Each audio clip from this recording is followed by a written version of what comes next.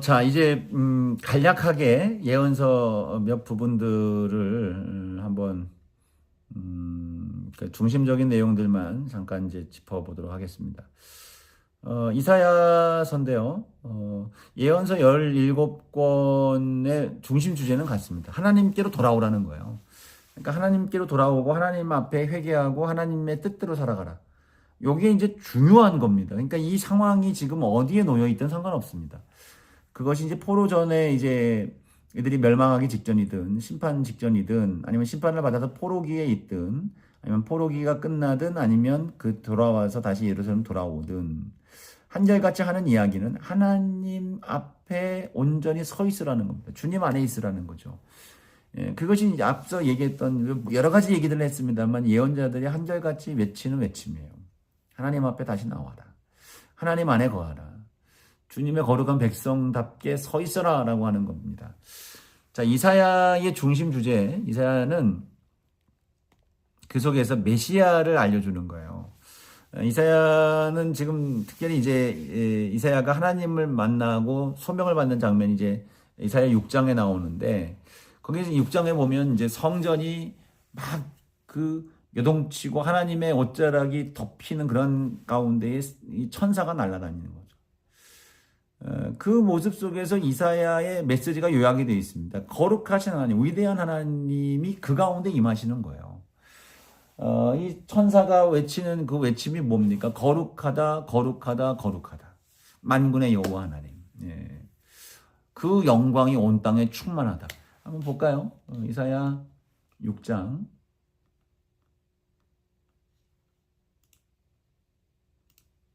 3절이죠. 서로 불러 이르되 거룩하다 거룩하다 거룩하다 만군의 여호와여 그의 영광이 온 땅에 충만하도다 하더라. 이 지금 수랍들 이제 하나님의 그 성전에 막 옷자락에 막 이게 날아다니고 천군 천사 스랍 6날개가 있는 천사들이 둘로는 얼굴을 가리면서 발을 가리고 둘로는 날면서 막 그죠 외치는 겁니다. 우리가 이 구약 성경에 나오는 천사를 생각할 때에 이 애기 천사 막 생각하지 마십시오. 그리스 로마 신화라든가 이런 데 나오는 그 애기 천사가 아닙니다. 하나님의 천사는 이 무시무시합니다. 그래서 그 그림 그 성경에 나오는 이 표현대로 형상을 만들어 보면 여러분 인터넷 한번 검색해 보십시오.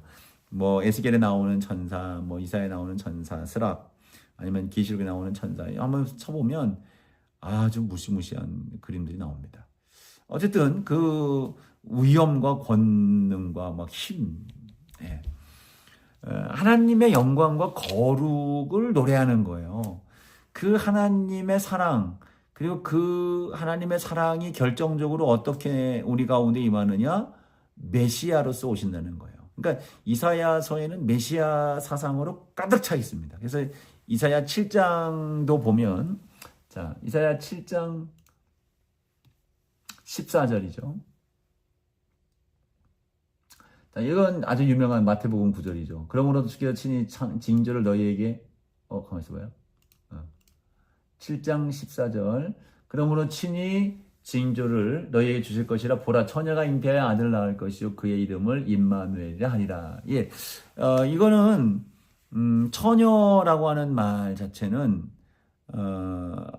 결혼하지 않고 남자를 알지 못하는 여자라는 개념보다는 애를 낳을 만큼 성숙한 여자라고 하는 뜻으로서 이사야서에서의 이 처녀를 이해할 수가 있는 거예요.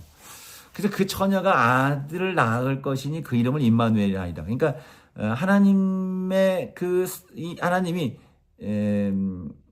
사람의 몸을 입고 이 땅에 육신으로 오신다는 거예요. 그러니까 이거는 지금 이제 이사야에게 하시는 말씀이 내 아내가 애를 낳게 될 것인데 이 아이와 내가 함께 하겠다는 이 아이가 낳는 것은 내가 함께 하겠다라고 하는 사인으로 주시는 거예요. 그러니까 이사야서에 나오는 이것만 봤을 때는 말이죠. 근데 이 예언이 이 현실적으로 이사야의 가정에 또 일어나는 일들이기도 했고 더 나아가서 이것이 메시아 약속된 메시아의 이 땅에 오시는 방식으로서 기가 막힌 어떤 발전 도약을 이루게 되는 겁니다. 동정녀에게 낳으시는 그러한 역사, 이렇게 이제 이게 나가는 거예요. 뭐 이사야 뭐 그뿐이겠습니까? 전체적으로 이사야서를 통해서 하나님은 내가 너와 함께 한다는 겁니다. 내가 멸망을 당하고 심판을 당하지만 너는 내 것이다. 나의 사랑하는 아들, 내 자녀다라고 하는 것을, 내가 너를 지었다라고 하는 것을 분명히 말씀합니다. 그리고 그 지었고 나의 소유이기 때문에 너를 내가 회복시키겠다라고 하는 강력한 주님의 의지가 이사야를 통해서 전달이 되는 겁니다. 그래서 내가 너를, 유명한 구절이죠. 이사야 41장 10절 말씀, 두려워하지 말라, 내가 너와 함께함이라. 놀라지 말라, 나는 내 하나님이 됨이라. 내가 너를 굳세게 하리라. 내가 너를 도와주리라. 내 참으로 의로운 오른손으로 너를 붙들 것이다. 그러니까 이 43장에서도 그러죠. 물 가운데로 불 가운데 지날지라도 두려워하지 마라. 너는 내 것이다. 내가 지었으니 내가 너를 책임질 것이고 너를 돌아오게 할 것이다. 이게 이제 계속해서 주어지는 말씀이며, 53장에 나오는 메시아에 대한, 예수 그리스도에 대한 어린 양의 세상 질고를 지고 가는 어린 양에 대한 예언, 이런 부분들, 이게 이제 하나님께서 이 땅을 우리를 사랑하셔서 회복시키고자 하는 강력한 의지를 말씀하고 있는 부분이라고 볼 수 있습니다. 자, 예레미야서는 새 언약입니다. 예레미야서의 중심 주제는 새 언약. 예루살렘은 망하는 거예요. 예레미야가 특히 고난을 받을 수밖에 없었던 것은 다시 갱신의 여지가 없던 거예요. 선지자들은 아까 얘기를 했죠. 너희들이 회개하고 돌아오면 은혜를 주실 것이고 돌아오지 않으면 심판이에요. 그러니까 예레미야도 지금 전해야 되는 것은 너희가 돌아오면 심판하지 않겠다라고 하는 말씀으로 나가야 되는데, 예레미야가 전하는 것은 무엇입니까? 너희들은 심판당한다는 거예요. 멸망당한다. 끝난다. 포로로 잡혀간다는 것을 얘기해요. 그래서 더 이상 너희들은 저항하지 말고 순전히 너희들을 보존해라. 보존해라라고 하는 것을 이제 얘기하는 게 예레미야서의 예언의 주 핵심입니다. 근데 그걸로 끝나는 게 아니라 이제 그 이후에 새롭게 너희들이 포로로 잡혀갔다가 돌아왔을 때에 새로운 언약을 맺겠다라고 하는 것이 핵심적이에요. 그래서 예레미야 31장 31절 말씀을 보면,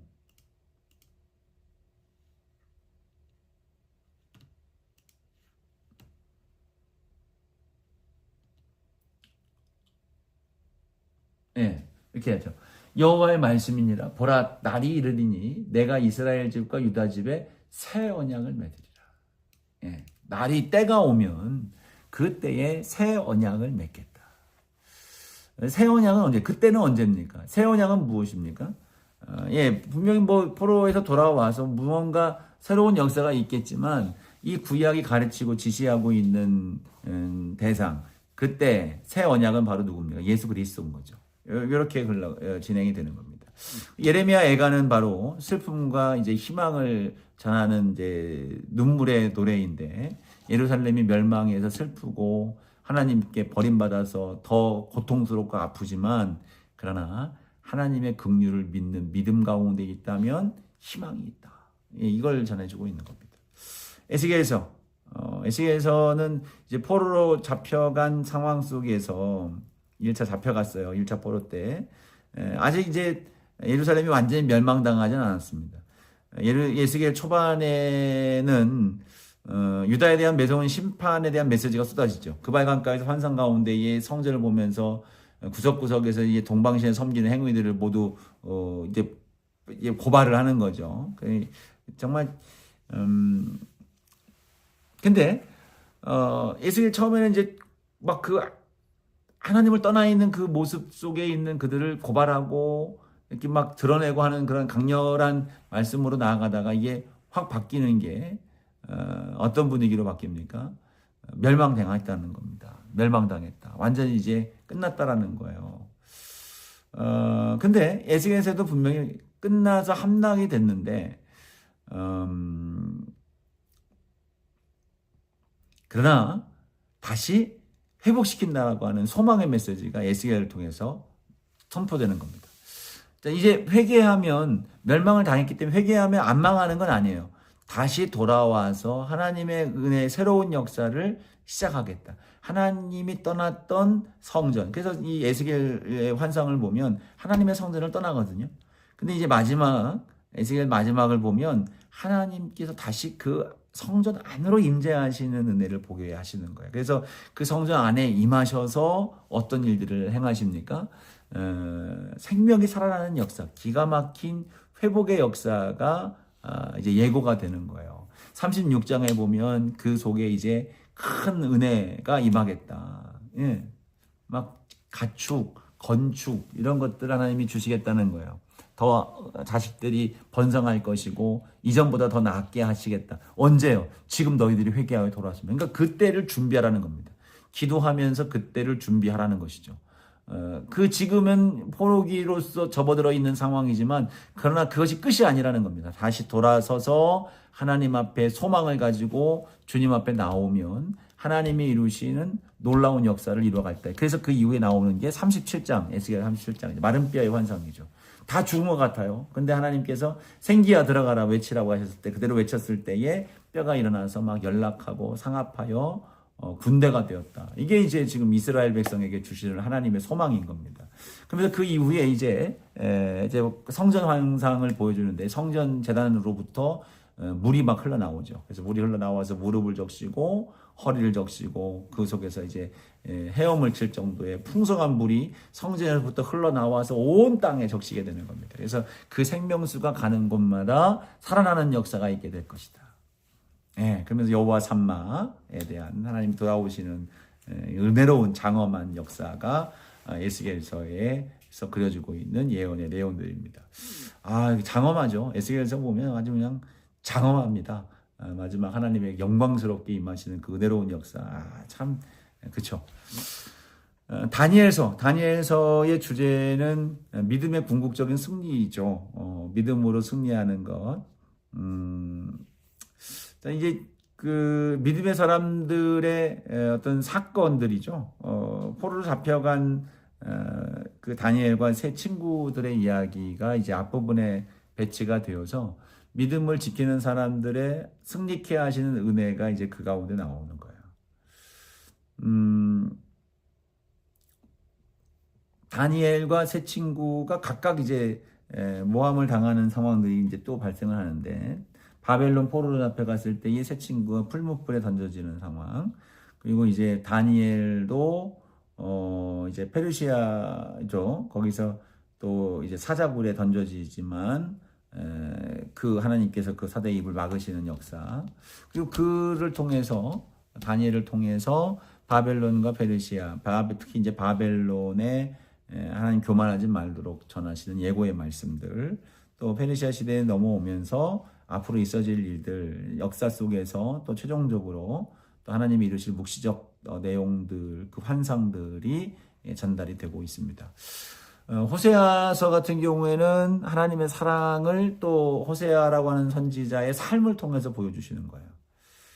이 호세아 말씀도 그 내용의 이제 내용들을 하나하나 이제 히브리 원어들을 살펴보면서 연구를 해보면 참 재미있는 내용들이 이제 나와요. 그래서 여러분들 이제 호세아의 내용들을 이제 한번 해보면 단순히 그냥 우리가 알고 있는 바 그 뭐예요? 뭐 창기인 여인을 데려다가 이제 아이를 낳고 또 도망가고 데려오고 뭐 이런 관계성 속에서 하나님의 지속적인 사랑만을 이야기하는 것 같지만 그 속에서 주시는 이제 메시지가 매우 중요하게 전달되고 있는 것을 볼 수가 있습니다.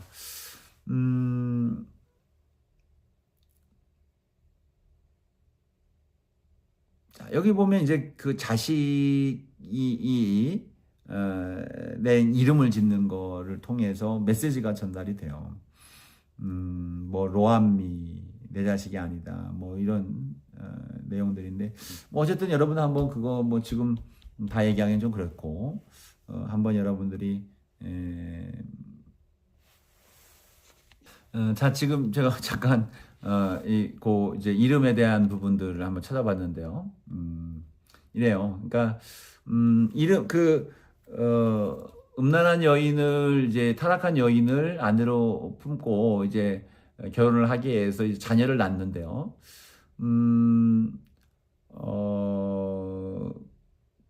그 이름들을 져요. 세 자녀를 이름을 짓는데 첫째 이름은 이스루엘이라고 이름을 줘요. 이스루엘은 이스라엘에서 중요한 평원의 이름이거든요. 근데 여기에서 이스루엘이라고 이름을 짓고, 그러니까 이제 그 둘째 이름을 로루하마라고 하는 이름을 지라 그래요. 로루하마. 그러니까 지금 이게 1장에 걸쳐 나오는 내용인데, 로루하마라고 하는 이름은 뭐냐면, 로라고 하는 말은 부정입니다. 부정. 그러니까 로는 부정이고 루하마는 뭐냐면 긍휼입니다. 긍휼. 그러니까 로루하마는 긍휼히 여기지 않겠다는 거예요. 그러니까 지금 이제 호세아의 자녀를 통해서 그 이름을 통해서 이스라엘 백성들에게 이스루엘 첫째 아들 이스라엘 백성들에게 메시지가 가는 겁니다. 로루하마 긍휼히 여기지 않겠다. 셋째 이름은 로암미. 좀 전에 이제 제가 잠깐 언급했던 거죠. 로암미. 셋째는 로는 아니라 그랬죠. 암미는 뭐 내 백성. 그러니까 내 백성이 아니다.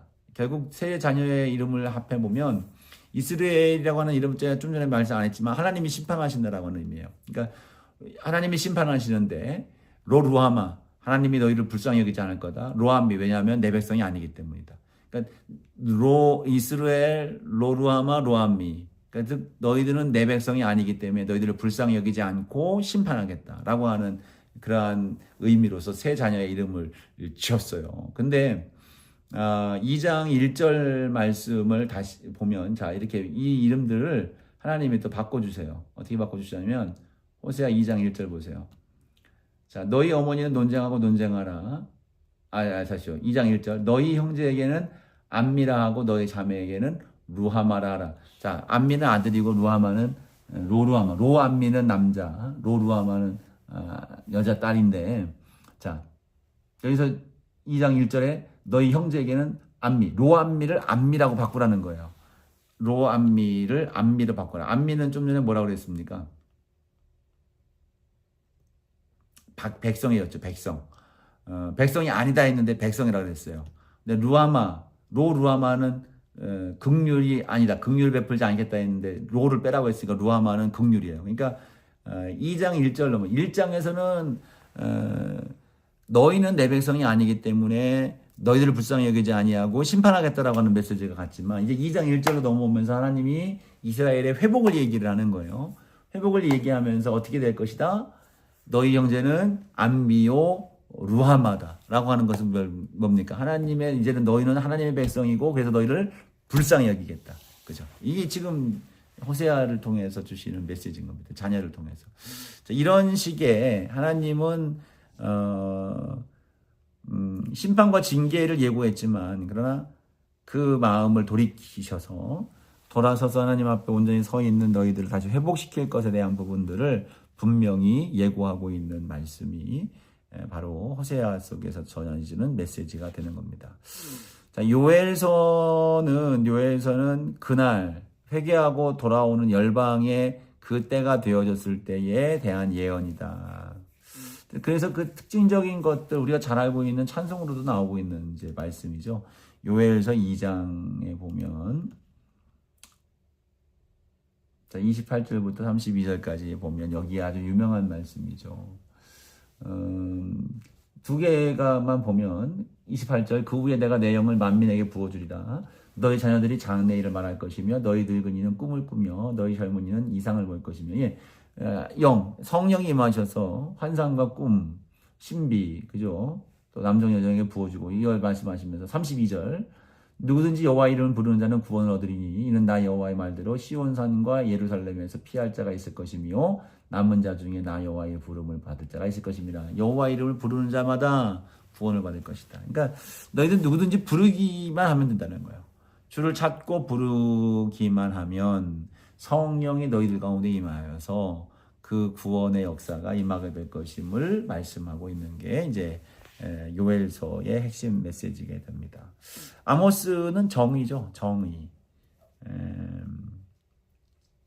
정의를 물같이 공의를 하수같이 마르지 않는 강같이 흐르게 할 것이다.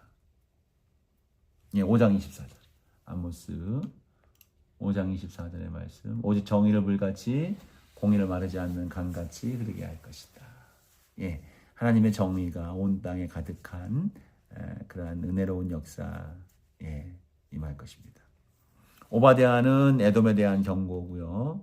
요나 앞서 아까 이제 언급을 했죠. 선교에 대한 부분들인데 원치 아니하는 곳까지도 우리가 가야 되는 마땅한 당위성, 주의 명령과 하나님의 마음, 한 생명도 그 어떤 생명도 소홀히 여기시지 아니하신 하나님의 사랑을 요나를 통해서 볼 수가 있는 겁니다. 미가서 같은 경우에는 이제 하나님이 원하시는 것은 재물이 아니라 정의를 행하는 것, 또 사람을 사랑하는 것, 하나님과 함께 동행하는 것, 이것이 마땅한 일이다. 재물을 엄청나게 드리는 것, 이것이 목적이 아니다. 그러니까 우리가 살면서 정말 하나님과 동행하면서 겸손하게 사람들을 사랑하면서 섬기며 살아가는 것이 믿음으로서의 아름다운 행실이 되어지는 것이다. 우리가 얼마만큼의 많은 헌신과 얼마만큼의 많은 내 삶의 어떤 물질과 이런 것들이 중요한 게 아니다. 정말 하나님의 말씀과 계명, 이웃을 사랑하고 하나님을 사랑하라고 하는 그런 중심성을 가지고 나아가는 것이 마땅한 모습이다. 나훔, 니느웨에 대한 경고. 요나서도 이제 니느웨고요, 아스루. 나훔도 마찬가지입니다. 또 하박국. 하박국도 대단한 또 큰 중요한 메시지가 되죠.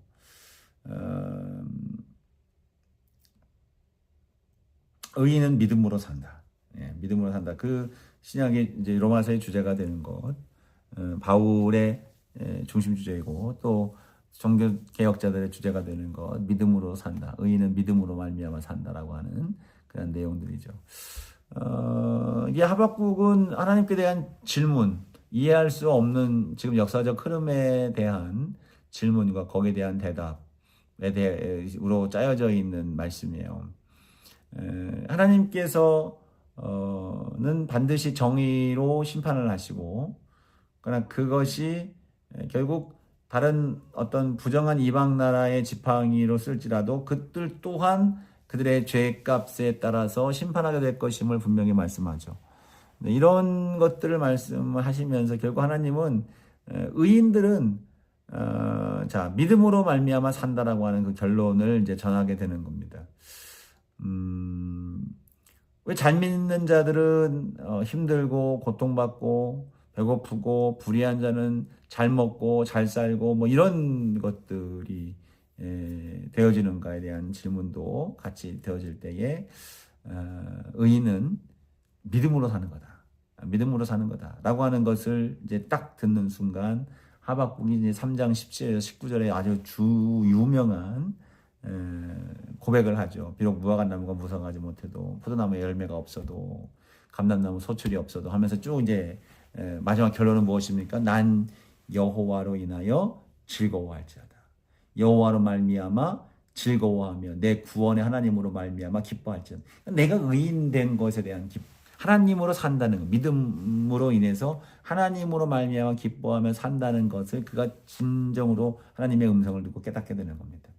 나는 다른 것이 아니라 삶의 이 땅에서의 유불리, 또 있고 없고의 문제, 또 내가 어떤 환난과 심판과 이런 것들을 당하냐 뭐 만약 이런 문제가 아니라 삶의 진정한 감사, 내 삶 속의 진정한 삶의 의미, 기쁨과 감사의 요소는 하나님이다라고 하는 것을 보게 되는 것이죠. 스바냐의 주제는 남은 자 사상이에요. 남은 자는 구원의 기쁨이 있는 거예요. 끝까지 견디는 자죠. 끝까지 배반치 아니하고 주님의 사람으로 남아있는 존재. 스바냐 3장 17절이 매우 유명한 구절입니다. 이건 외우면 좋죠. 3장 17절. 너희 하나님 여호와가 너희 가운데 계시니 그는 구원을 베푸실 전능자시라. 그가 너로 말미암아 기쁨을 이기지 못하시며 너를 잠잠히 사랑하시며 너로 말미암아 즐거이 부르며 기뻐하시리로다. 너로 말미암아 기쁨을 이기지 못하신 하나님이다. 그 하나님이 끝까지 믿음으로 견디는 자에게 주시는 하나님의 은혜가 임하게 되는 거예요. 학계는 성전 재건, 성전 재건을 다시 해라. 너희들 집에서 너희들은 잘 지내고 있으면서 성전이 이 모양으로 재건하지 않고 있는 지 현실을 자각하고 다시 일을 시작하고 완성해라라고 하는 걸 촉구하는 것이고요. 스가랴서는 여러 가지 이상들이 나옵니다. 이상들, 신비로운 역사들을 통해서 이 스가랴서가 참 어려운 책이라고 학자들은 얘기를 해요. 그러나 어쨌든 어떤 근거가 없이 계속적인 환상의 연속이기 때문에 신비적인 그런 내용들로서 가득한 이제 이상, 환상 이런 것들 스가랴가 중심이고, 말라기는 뭡니까? 완전한 순종, 하나님 앞에. 뭐 말라기의 11조에 대한 어떤 명분으로만 자꾸 얘기를 하지만 뭐 그것만이 아닙니다. 온전한 마음, 하나님을 향한 어떤 예배, 가정생활, 또 사회에 있어서 모든 부분에 있어서 순전한 모습으로 주 앞에 나아가는 그러한 순종에 대한 부분들을 말하고 있는 거예요. 그래서 자, 여기 말라기에서 이제 세례 요한에 대한 어떤 예고도 이제 되고 있고, 자, 이 말라기는 중간기에 있어서 구약의 마지막 문을 닫는 이제 성경으로 하나님 앞에 온전한 모습으로 서 있어야 될 우리의 모습임을 강조하면서 성경이 마무리가 되고 있습니다. 자, 이렇게 뭐 간략하게만 지금 이제 살펴봤는데, 자, 여러분들 이제 성경을 제가 이야기한 것들이 이제 핵심적인 이제 요약적인 부분들이고요. 여러분들이 한번 읽으면서 또 그 안에서 있는 풍성한 은혜가 또 발견이 될 것입니다. 자, 오늘 수업은 이 정도로 여기서 마치겠고요. 다음 시간, 마지막 시간은